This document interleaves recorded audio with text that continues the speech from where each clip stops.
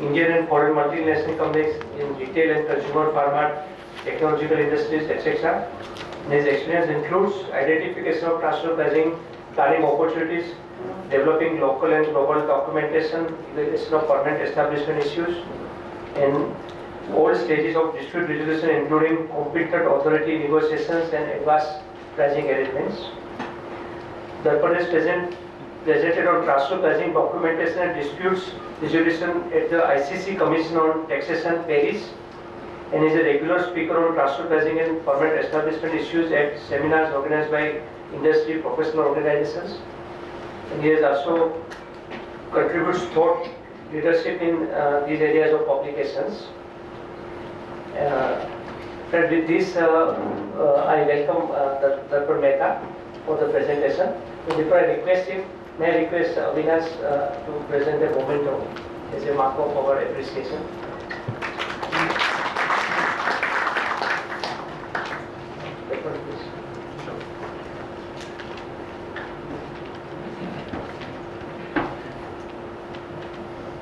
Thank you, sir. It's extremely encouraging to start at 2 p.m.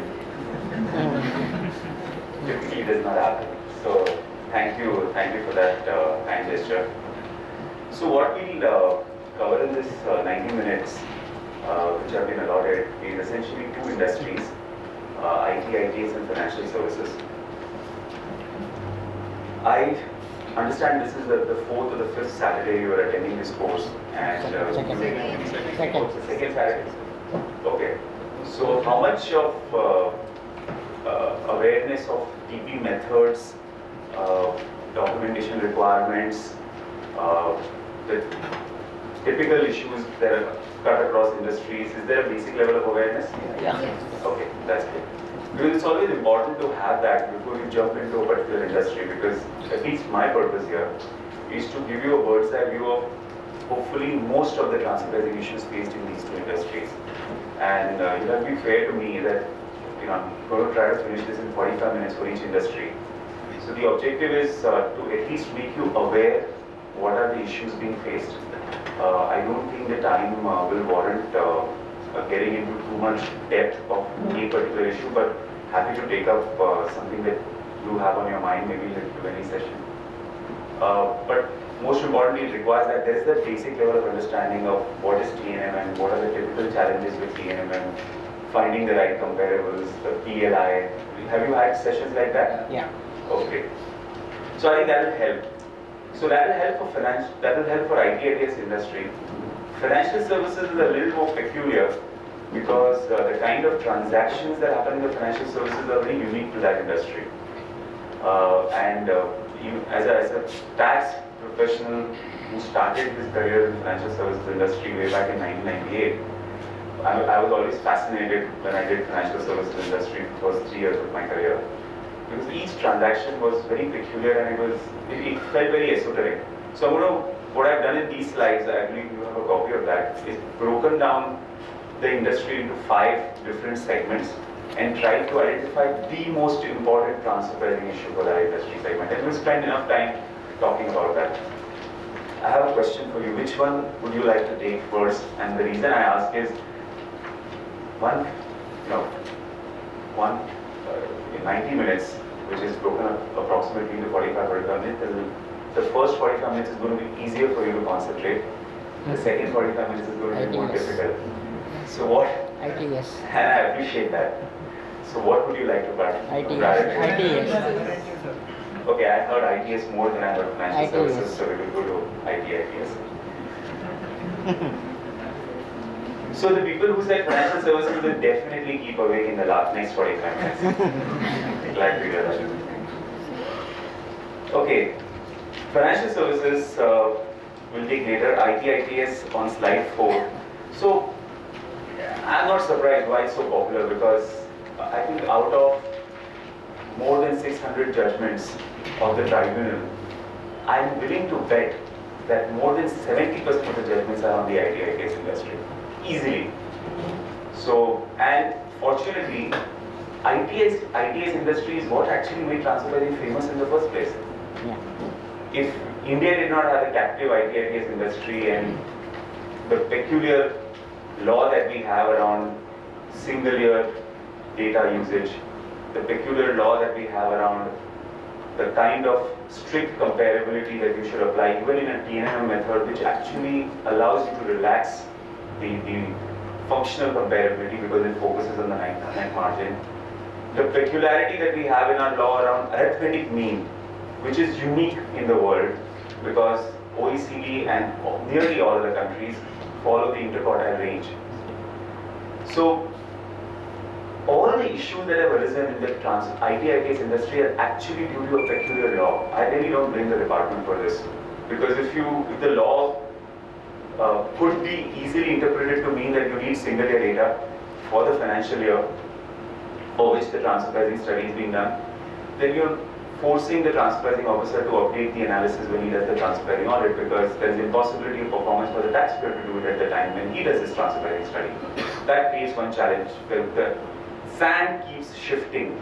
You do the transfer pricing study in July, once the year ends in March, and the transfer pricing officer asks you to do it again, or he does it again 2.5 years later because he has more information. Because the law says you have to use data for a single year. The peculiarity around arithmetic mean is the worst that we could deal with. And we did this analysis in PwC. We said that, and this was when the first 5 years of transfer pricing audits had been completed, we said that nearly 80% of the transfer pricing adjustments would vanish in the IT/ITES industry if we had the interquartile range and not the arithmetic mean with plus minus 5. I make that statement. Would somebody care to explain what I mean? I know I'm obliged to explain, but I still want to ask, why will arithmetic mean be the primary reason we have DP adjustments in IT/ITES industry? Any? You have extreme comparables like. Absolutely. Thank you so much.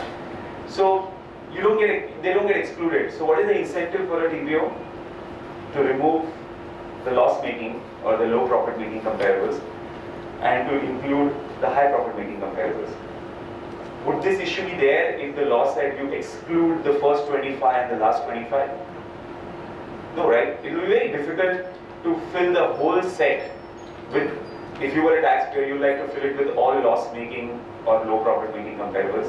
If it was a TPO, you'd like to fill it up with all high profit making comparables if he wanted to still achieve the same outcome in the interquartile range. That's not possible. That would be perverse. But with just this requirement that you include all comparables, you have given an incentive to the TPO to include very high profit making comparables and find reasons to exclude low or loss making comparables. And we have disputes around persistent loss makers, which is a fair dispute. Persistent loss makers ought to be excluded. Extremely high profit making comparables, we've been debating this. There are 26 tribunal rulings on whether high profit making comparables should be included or excluded. 26 tribunal rulings all over the country, out of which a majority of them say that extremely high profit making comparables should be excluded. Some of them, quite a few of them say no, they should not be excluded. And we just had 3 weeks back a special bench decision in the case of Merck's, which said that merely because a comparable is high profit making does not mean that that can be a reason for exclusion. So now the law is clear, not the law, the judicial precedent is settled that just because a comparable is high profit making, it cannot be excluded. You have to do further analysis, which is also a fair point. But why are these problems arising? These problems are arising actually because of the arithmetic mean, which earlier was plus minus 5, now it is actually plus minus 3. So these problems are not going to go away. And what I hear from my dear friends here is that it's because it's a democratic country, they've now started applying these kind of problems to cases even below 15 crores. I mean, it's not worth anybody's time to do an IT/ITES company below 15 crores. But I believe assessing officers have started doing it and creating 4-5 crore adjustments for taxpayers who may be 30 crore turnover. Very unfortunate. But really that's why it's the favorite industry of everybody. I mean, our team in Bangalore must be probably doing 70% IT/ITES. That's the size of the issue in the industry. And TNMM is the culprit here. You know, I was again discussing an issue earlier that TPOs find it easy, and even taxpayers find it easy, to include or exclude comparables based on functional differences. And I always argued that as long as you're a service company in a particular segment of the industry, your net margin will not be that significantly influenced. Your gross margin may be, your salary cost may be high, your salary cost may be low, but your net margin is not likely to be significantly influenced by the complexity of the business that you do. Yeah, of course, if you're a law firm, your net margins are going to be higher. But if whether you're a voice center or a call center, whether you're doing data processing, whether you're doing medical transcription, there's going to be a certain range in which the net margin will fall. It shouldn't be that impacted. But taxpayers as well as tax authorities use very thin lines of functional differences to include or exclude comparables. That's a landmine. I mean, there is no end to it. And that is probably the biggest issue in TNMM. That's probably the reason we have a huge number of tribunal judgments on these issues. The three other factors which sort of are, I would say, accelerating or amplifying the issue are the three at the bottom of that slide. Is that once you suffer a TP adjustment, there is no tax holiday that is available on that, so it's a direct addition to your income, so that creates a huge incentive for the department. The other element, which is also peculiar and now more forcefully covered under transfer pricing, is even if you earn more than ordinary profits, so you are a captive company, captive IT/ITeS company, eligible for a tax holiday, or were eligible till STPI was there and SEZs are still there and will be there for some time to come. Even if under TNMM, your comparables are earning 30%, which is probably the worst case scenario. Even the department doesn't allege more than 50%, and you are earning 60% for some reason, you still have a risk. You still have a transfer pricing risk actually, which is that now under domestic transfer pricing, the TNMM will be applied to determine what is the ordinary level of profit that you should earn, which is 30%, and anything over ordinary profits is not eligible for tax holiday. I mean, this is a double-edged sword, right? You make less, you suffer a TP adjustment. You make more, you suffer a tax holiday adjustment. And the impact of both the adjustments is you're denied a tax holiday. So it's actually, you've got to fall in that ±3, which is impossible. I mean, I remember making representation on this when domestic transfer pricing was introduced, that the problem was that even before domestic transfer pricing was introduced, now you're amplifying the problem by forcing us to apply TNMM to determine what is the ordinary level of profit. And there is no solution to this. I don't even have a solution to this. And the other transition that's happening is that people are transitioning from tax holiday to non-tax holiday. So in the past, they were happy to leave higher margins in their captive BPOs because anyway those margins were eligible to tax holidays. But that's changing. That's changed fundamentally for STPIs, and it's going to change. Anyway, MAT is applicable on SEZ. It's been applicable for some years now. So even SEZs are now no longer that keen to leave higher profit margins, which is creating more pressure.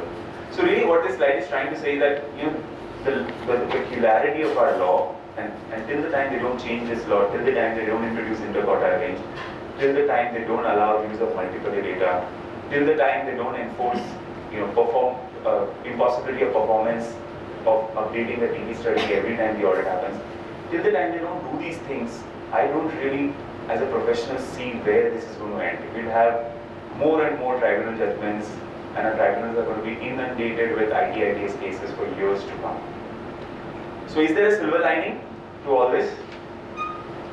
I think there is. The silver lining is probably lies in the safe harbors, and we'll come to that in a moment. But before I go there, as professionals, and most of your tax professionals not necessarily focus just on transfer pricing, the other two emerging issues, which hope positively are getting settled in favor of taxpayers. One is the permanent establishment issue for captive companies, whether the captive BPO creates a permanent establishment for the foreign principal. And the reason I bring this up here is because to determine whether a captive BPO or a captive IT/ITeS company creates a permanent establishment, the answer to that question lies actually in the functional analysis.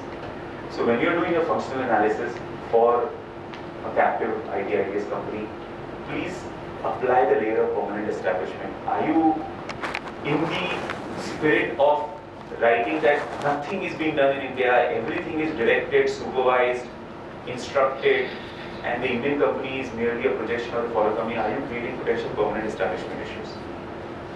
So pay attention to permanent establishment, and that's not the focus of this discussion, but if you lose sight of permanent establishment, you'll probably get the transfer right, you'll get P wrong. And for captive IT/ITES, permanent establishment issues are an issue. I mean, you've got the E-funds case law travel all the way to the Delhi High Court. There was a Delhi tribunal decision, and E-funds is like a typical captive IT/ITES company. The tribunal found it to be a P of E-fund Corp, US. And I was really glad this ruling came a couple of weeks back. Very well written, goes to the fundamental principles of what is a P, and concludes that in most circumstances a captive IT/ITES company should not be a P.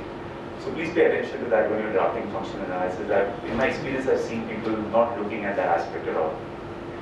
The other aspect that is emerging in captive IT/ITES is location savings.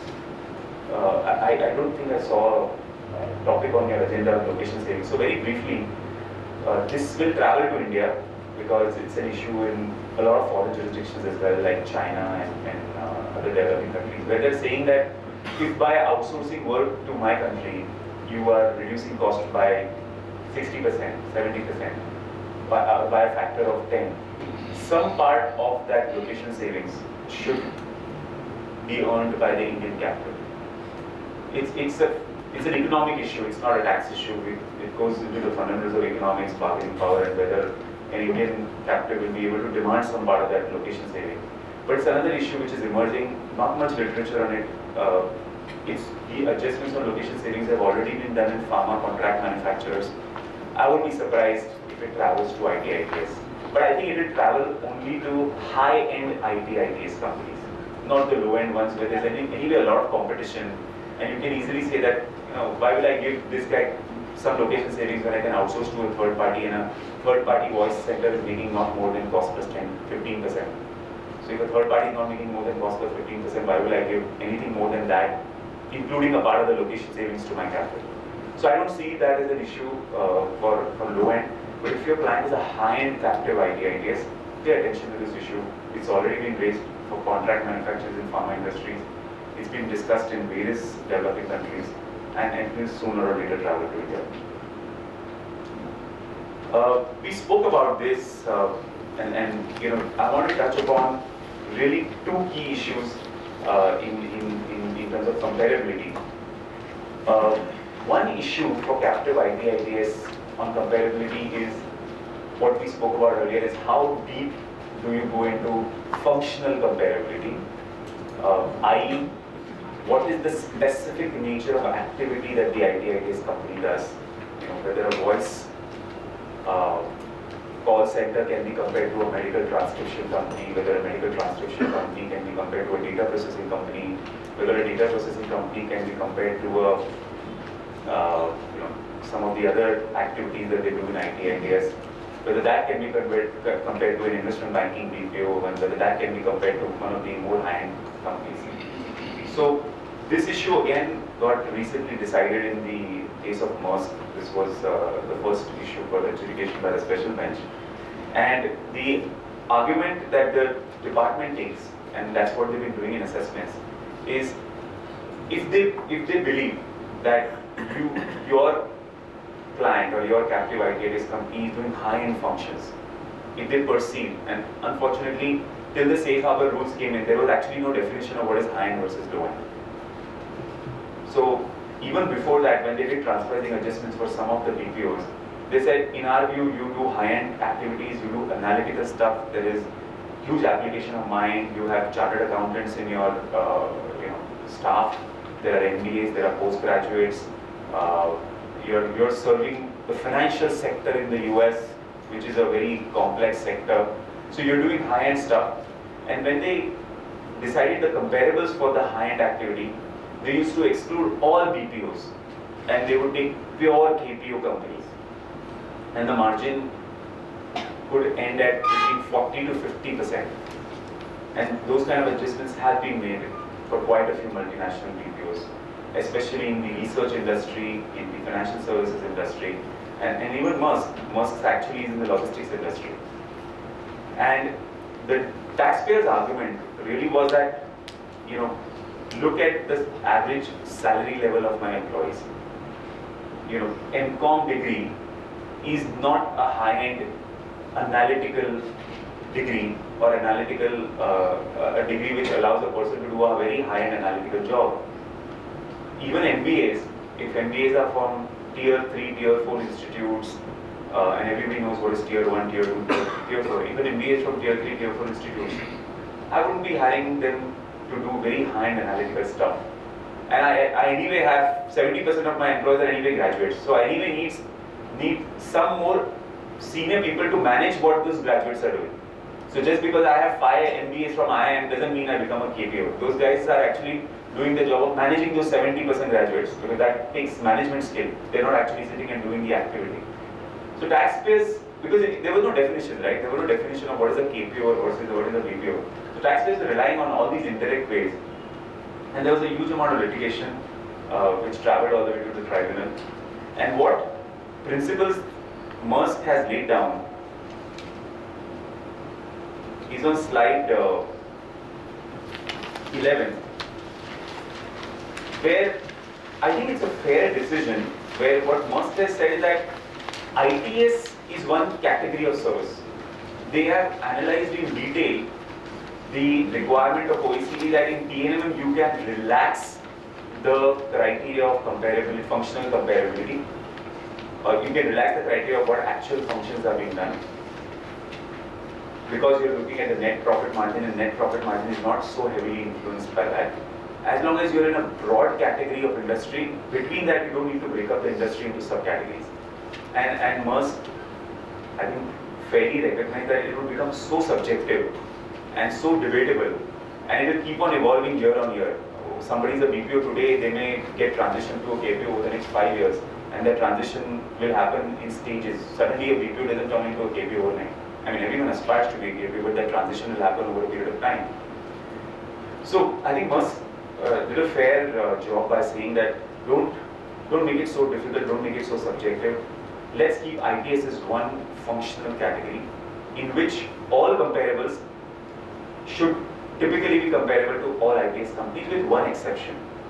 If your taxpayer is substantially doing low-end stuff, then comparables who are substantially doing high-end stuff, which you can find out from their annual reports, should not be compared. So you do that second level of analysis and exclude those high-end property, high-end activity comparables, which typically have higher margins as well. So that's a very fair outcome on BPO versus KPO. The other issue, apart from BPO versus KPO, which I spoke about earlier, is high profit margin comparables, whether they ought to be excluded on the basis that they are high profit making. It's extreme, it's abnormal, it doesn't represent a competitive scenario in any competitive market that somebody will be making 70%, and there were companies who were making 245% in some years, but functionally they were comparable. So the argument that taxpayers were making is that who makes 245%? There must be some abnormal reason why he makes 245%. I can't find that reason in the annual report because it doesn't discuss anything extraordinary. But he must be making 245% maybe because he's got a very strong brand name, or he's providing a service which nobody else is providing. He's got a very competitive, he doesn't have competition in his particular category of service, which is not the case as far as my service is concerned. So there were a lot of indirect inferences drawn from the high profit number to argue that profit is an outcome of various things: brand, intangibles, level of competition, and so on and so forth. And if those factors are not in my case, I have a huge amount of competition in my industry, and so on and so forth, then a 245% company should not be taken as a comparable. And this principle is actually emanating from the circular which explained the introduction of transfer pricing provisions, where they said that while Indian law is not allowing interquartile range and we are going for arithmetic mean, we will still take the arithmetic mean of comparables in a range. And range by definition includes only data points which fall in a certain distribution or probably a distribution of margins. Somebody who's 245% is not even in the range. He's outside the range. So you don't even include that in the arithmetic mean. And that interpretation is fairly coming out from the circular which introduced transfer pricing provisions. And that's what we've been relying on to make that argument. And we've taken that argument as taxpayers further by using statistical tools like box plot analysis to say that these are the 10 comparables, potential comparables you found. We need to determine which comparables fall in a range, and there are statistical tools to determine which comparables are outside the range. So box plot removes all outliers, low profit making, really low profit making companies, really high profit making companies, and then you will take the arithmetic mean of what is left. And that is something we actually argued and won at the appellate level, commissioner appellate level. And that is the argument that traveled to the special bench. And special bench there has not given a verdict on this statistical tools and all that, but at the same time what they have said is that merely because a comparable is high profit making should not lead to an inference that there is something unique he has which makes him incomparable. You need to do further investigation. You need to look at his annual reports. You can also look at his margins for a period of time. So if he's making 245% this year, look at his margins for the last 2 years and the next 2 years and see whether that 245% is abnormal. Because in the last 2 years he was at 50, next 2 years it's at 50, but this year it's just 245. No businessman will, due to ordinary business circumstances, suddenly have 245% margin in 1 year. So they've given certain, principles to determine the analysis that needs to be undertaken for high profit making companies. So I don't think all is lost, and there would be just more analysis required. But based on that analysis, we could still argue to include high profit making comparables, which tends to be one of the biggest issues when TPOs make high transfer pricing adjustments. Just going back to the other issues, if you can go to slide 7.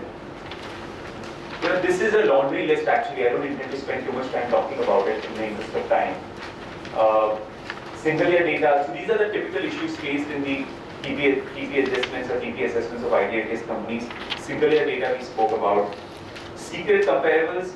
TPO have access to more information than is available in the public domain.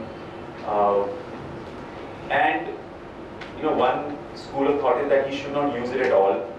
I personally, and this is my personal view, I am not entirely averse to that as long as you get that information, give that information to the taxpayer, give him the opportunity to actually rebut that information. Because at the end of the day, if I am at arm's length, all third-party information should lead to the same inference that I am at arm's length, whether that third party's information is available in the public domain or not.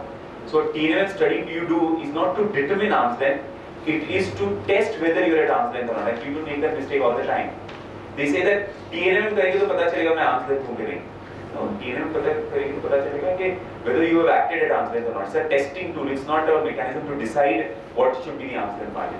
So whether the information is in public domain or it's not in the public domain, as long as it's right information, as long as it is complete information, and the taxpayer has the opportunity to review it, it's not unfair. And I think where the gap is right now is that tax authorities use this information without giving taxpayer one complete information and even the opportunity to evaluate whether that information is being rightly used by the taxpayer. But it tends to be a big issue and tribunals have said that as long as he provides it to the taxpayer, it's not unfair. Rejection of filters adopted by taxpayers, this can go on and on, but I want to talk about one particular filter, which I think taxpayers also have not been doing a good job of applying. If you are a captive company exporting services to your parent, should you not apply the export filter and reject all comparables who are domestic companies and providing services only to domestic clients? It's logical, right? And the reason for that is that the margins of IT/ITeS company in the domestic market are not as good as the margins in the export market. And why do you think so?